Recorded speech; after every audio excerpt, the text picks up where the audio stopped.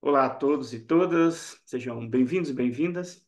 Hoje, na nossa série de entrevistas, eu vou conversar com a Luciana Scacabarossi. Seja bem-vinda. Obrigada, professor. Boa noite. Pois bem, esta série de entrevistas, que eu tenho denominado de Religiões e Filosofias de Vida à Margem, tem o contexto de produção tem sido a ciência das religiões, que é um campo de pesquisa, de investigação científica dos fenômenos religiosos e de fenômenos que chamamos de filosofias de vida. Um dos meus objetivos fundamentais é dar a conhecer um pouco desta filosofia de vida, que é a maçonaria, para estudantes. A minha, digamos assim, hipótese que orienta a investigação científica, eu parto de uma ideia geral na qual este fenômeno de filosofia de vida não ocupa um lugar central no sentido de valor positivo da cultura brasileira. Ele se faz presente, mas, segundo a teoria de um sociólogo, Pierre Bourdieu, ele ficaria então nesse espectro daquilo que as pessoas têm como algo que é um valor bom e positivo, ele ocuparia um lugar à margem. Isso, é claro, não tem a ver com o fenômeno em si, mas é como a sociedade percebe o fenômeno. Ah, portanto, esta produção é exatamente nesse sentido, a partir da ótica da ciência das religiões, é trazer este conhecimento para que as pessoas possam compreendê-lo em outra chave. O filósofo, o sociólogo Pierre Bourdieu, para formular essa teoria dele, ele disse que haveria três figuras de religiosos e respectivas tradições ligadas. Ele fala de um sacerdotal, que ocuparia o lugar principal deste horizonte de sentido como algo positivo. Teria um que se rebela contra esse, mais imediato, que seria o profeta, e que critica e etc., esse sacerdote no seu lugar central. E teria a figura do feiticeiro ou do mago, que seria essa terceira figura e que criaria também tradições. A filosofia de vida, de certa maneira, estaria nesse lugar do mago ou do feiticeiro, não que inicialmente a filosofia de vida esteja centrada em torno da figura do mago no sentido de outras tradições neopagãs. A filosofia de vida da maçonaria estaria apenas enquanto nesta margem é colocado todos os outros que não ocupam o ponto central. Eu espero fornecer com esse meu trabalho elementos informativos básicos dessa sociabilidade para profissionais de educação, especificamente para professor e professora de ensino religioso. O meu trabalho também ainda tem como referência o método de entrevista semi-estruturada, que é preconizado aqui por dois autores, que é Ludic e André, que fala que a pesquisa em educação, que trata do trabalho do professor, que ele também pode fazer pesquisa enquanto produção de elementos para que ele possa também ensinar em sala de aula. Pois bem, depois dessa longa ideia, Luciana, eu te pergunto, como você chegou à maçonaria e como você, do momento que chegou até os dias de hoje, o que que você destaca desta sua participação desta sociabilidade ilustrada ou desta filosofia de vida? Eu já vou começar respondendo com pontuando uma diferença com as religiões. As religiões, elas procuram o máximo de adeptos possíveis, que sejam todos convencidos de que sua linha de pensamento, de posicionamento perante o sagrado seja a mais aceita, seja aquela imposta à maior parte das pessoas. E na maçonaria pode acontecer, assim como aconteceu comigo, que você nem busca isso. Você não está nem em busca disso e você é observado por alguém de lá de dentro que te oferece a oportunidade de participar desse grupo, né? Eu não estava buscando nada, não estava nem pensando em maçonaria, mas uma pessoa que eu não sabia que era maçom, discretamente me observou, me estudou, me acompanhou e me fez um convite, né? Que eu acho que já a partir daí eu acho que podemos pontuar uma diferença muito grande. As religiões elas buscam é, é, crescimento, né? Número de adeptos. Isso já não há na maçonaria. Legal. Então, como é que se deu para você esse primeiro contato? Alguém te convidou e, e você, como é que é esse processo para você? Foi esse processo até o Primeiro momento? que eu estranhei, né? Porque a gente associa a maçonaria ao masculino, né?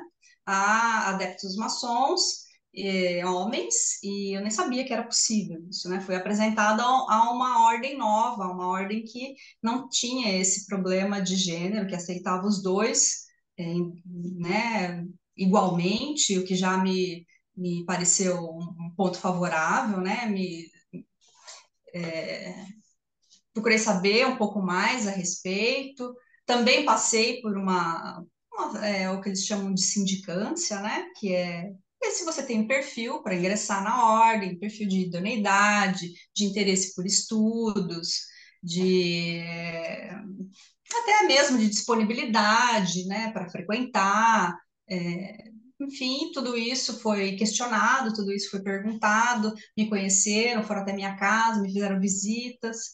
Então, e aí passa por um sistema de aprovação, né? E nessa aprovação você passa para outra fase, que é se iniciar na ordem, né? Que é esse momento de recepção, né? De um novo membro para aquele grupo. Passado um bom tempo, você percebe assim, isso aqui, identifiquei-me com esta prática, gosto dela, me sinto bem nela, um pouco. Na verdade, você tem uma noção do que vai ter lá dentro, né? Porque tudo não é passado, porque é discreto, porque existe aí, né, fomentar esse mistério do que é, de como é que seja. Óbvio que hoje em dia você consegue muitas informações na internet, mas eu procurei não ser muito curiosa, me deixar surpreender, né? Principalmente pela cerimônia inicial, né? E acho que fiz bem, porque foi algo que me impactou bastante, eu consegui me sentir muito bem, e aquilo foi me surpreendendo e foi me convencendo, e eu fui verificando o que eu estava sentindo em relação àquilo sem prévia preparação, né? Uhum. Isso depois lá dentro, é óbvio que é uma questão de convivência, né? Você vai convivendo, vai vendo se aquilo se encaixa no seu, na sua vida, se faz sentido, se não faz. Sim. Queria passar para uma ideia agora de história e fundamentos. Na sua perspectiva, como e quando surgiu a maçonaria? O que nos é passado lá dentro, né? Dos tempos imemoriais, né? Porque é aquele conhecimento que vem de geração em geração, né? É que a maçonaria veio né, pela Idade Média, que é uma organização que primeiramente foi realizada pelos pedreiros construtores de templos, né, de lugares sagrados, que compartilhavam esse conhecimento, quase como que um sindicato, né, mas compartilhando segredos de obras sagradas, né? De como isso era possível, de como isso tinha um significado, de como isso poderia ser passado para outras pessoas, que também teria que ter um perfil para aquilo, né? E ter uma ascensão dentro dessa profissão. E eu acredito que ela foi desde o início também discreta e secreta, porque essas pessoas também trocavam ideias, elas construíam templos, mas elas também tinham ali uma liberdade, né, que obviamente na época não era possível, né, falar exatamente o que se pensava, e isso evoluiu até um tempo em que não existiam mais os construtores de templos, né? Em que isso foi transformado numa coisa mais simbólica, né? Das pessoas, que os templos, na verdade, são as próprias pessoas. Você é o seu templo, né? O templo da sua alma. E é esse templo que você tem que construir, aperfeiçoar, e assim a maçonaria deixou de ser uma coisa prática, né? Material, de construir o templo material para construir esse templo é, que é mais voltado a si mesmo, né? Legal. Existem diferentes correntes ou perspectivas dentro da maçonaria? Se sim, você poderia nos explicar brevemente sobre algumas delas?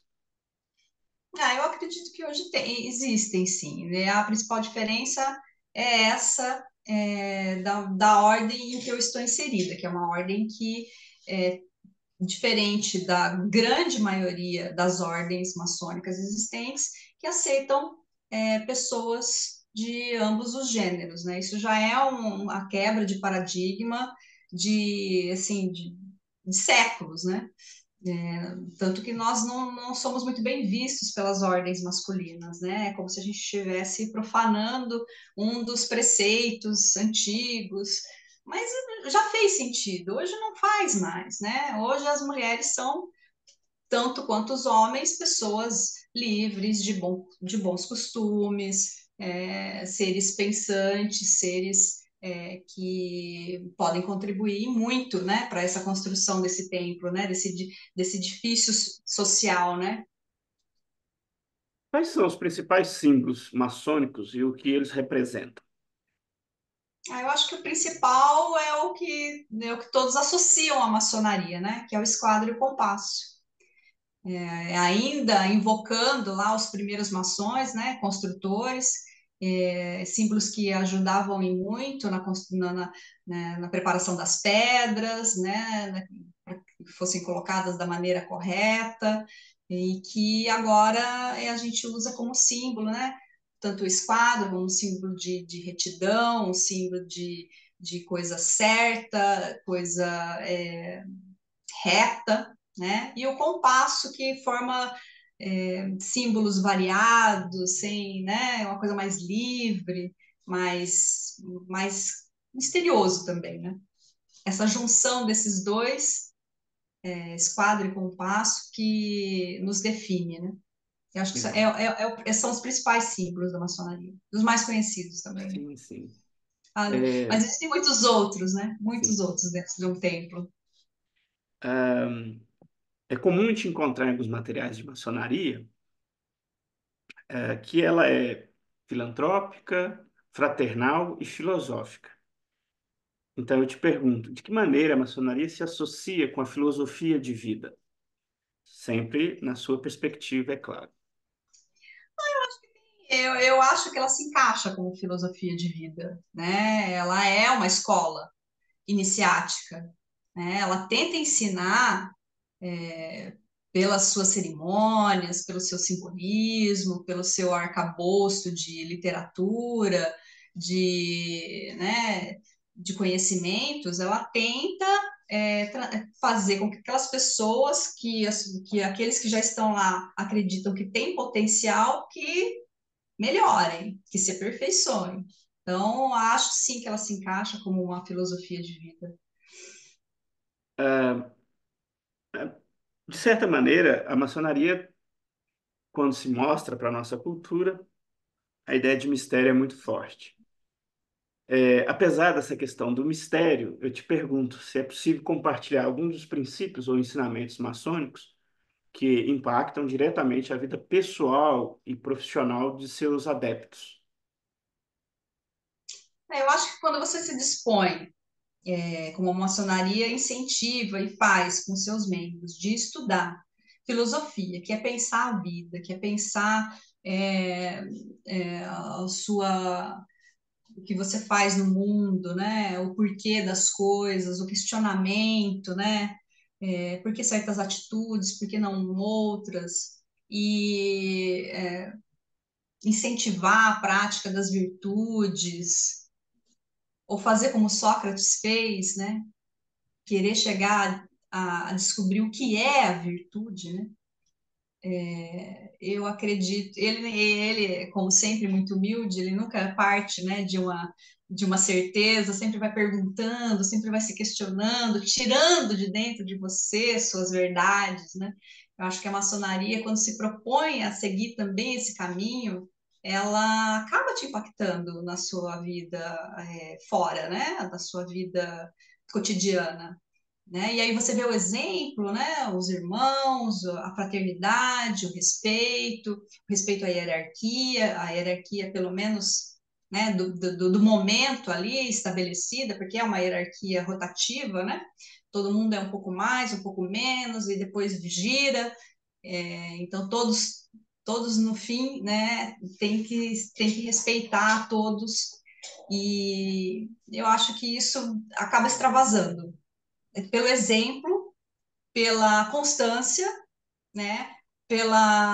Às vezes até virar um hábito, né? De esperar falar, chegar a sua vez, de ouvir respeitosamente, discordar respeitosamente.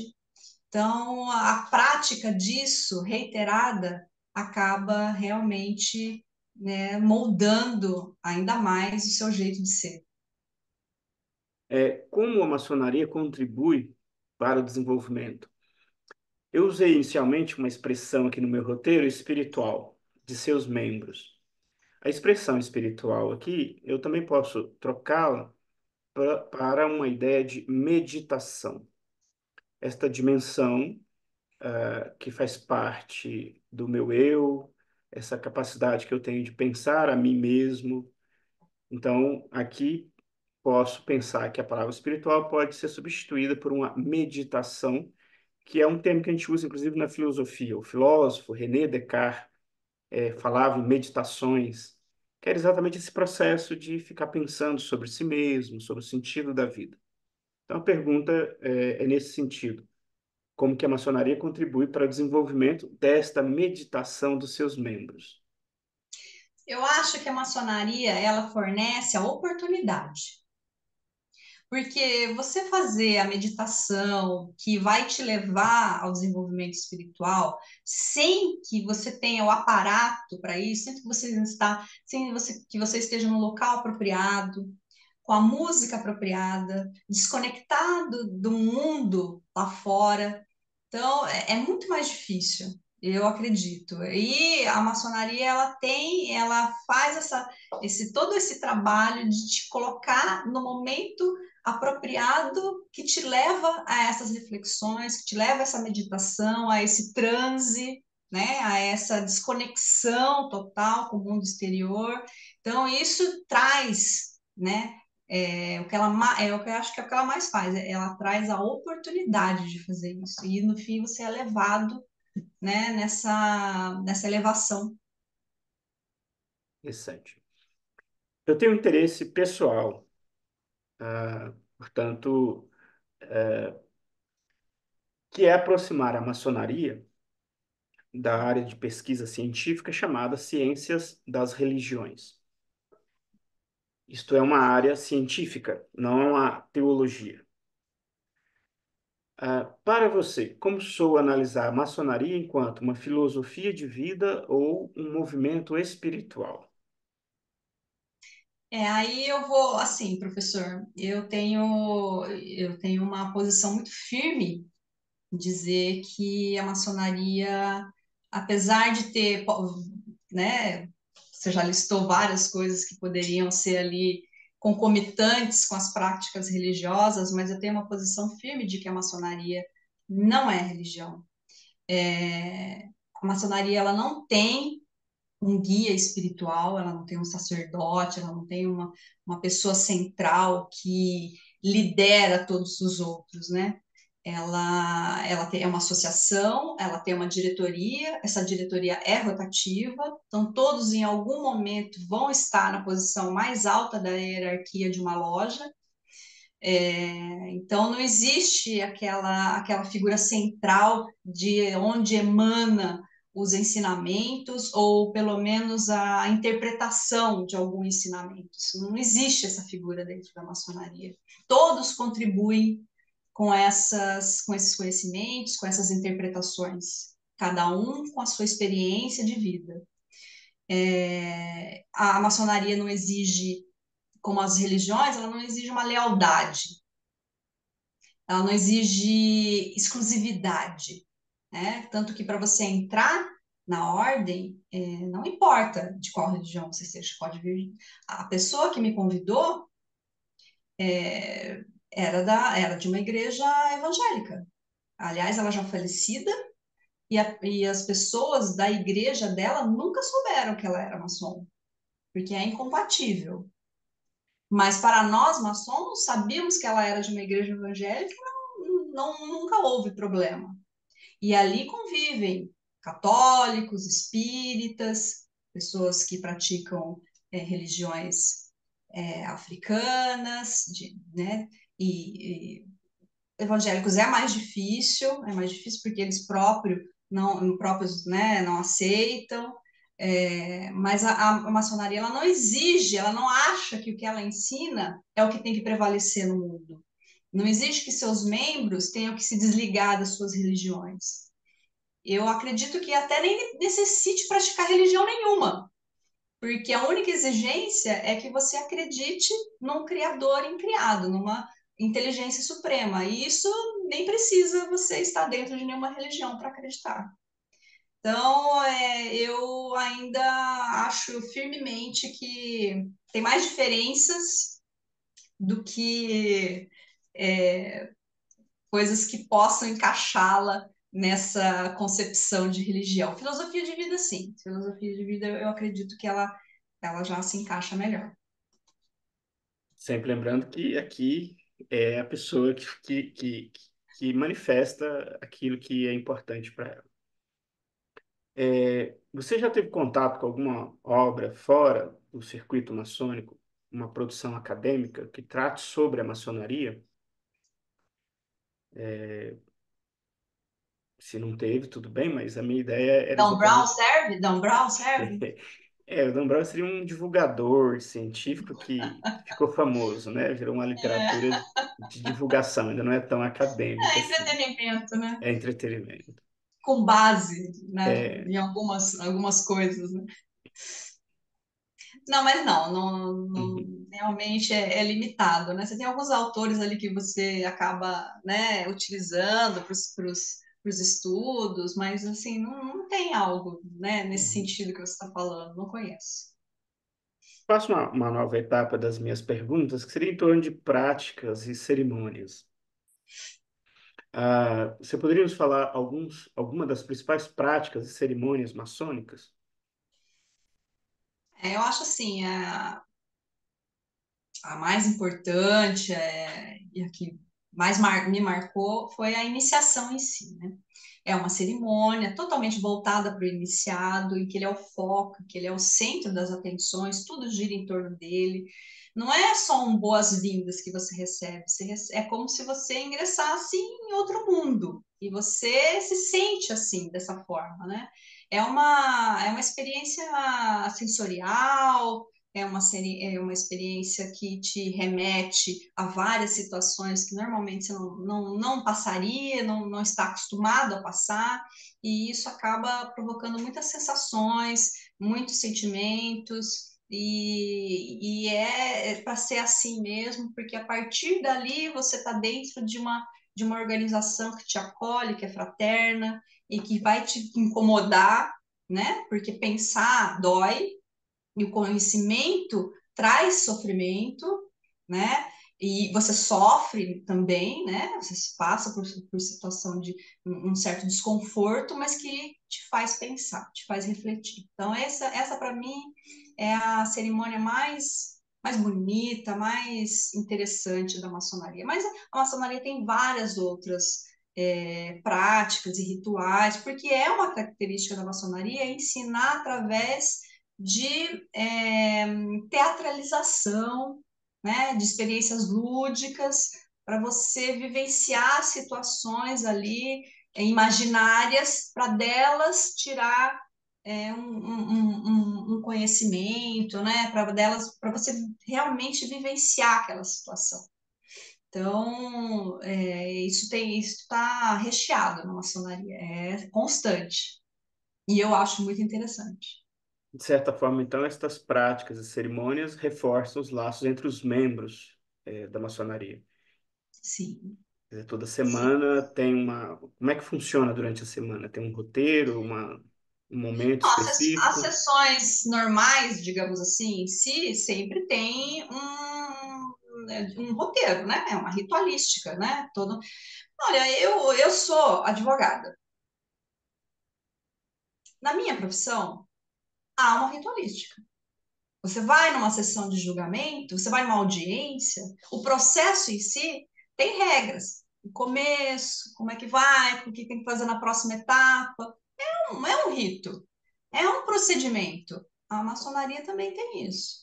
Acho que em certa medida o ser humano ele se organiza dessa forma, né? Em etapas, assim, vai começar assim, vai ter, depois vai ser, depois, entendeu? E encaminhando para o desfecho. Maçonaria é a mesma coisa. Legal. Uma outra questão é, historicamente, a maçonaria enfrenta desafios, em termos assim situados no contexto europeu, perseguição mesmo contra quem aderia à maçonaria. Ah, Você lembra de alguma, digamos, contradição, alguma controvérsia sobre a maçonaria e como ela superou? Tanto como instituição histórica ou algo que você vivenciou na sua experiência na cidade onde você vive. Eu acho que historicamente a maçonaria ela sempre se organizou para influenciar decisões importantes, né?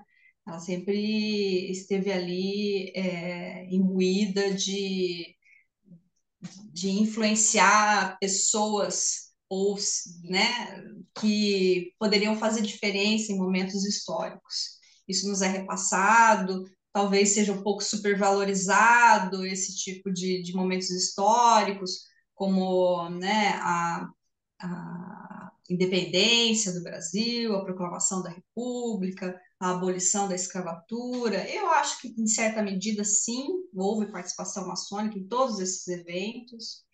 É, acho que por isso, mundialmente falando, a maçonaria foi perseguida, porque sempre estava tentando ali influenciar e dentro dos seus preceitos, né, mais voltado ao, ao iluminismo, às artes, às ciências, à evolução.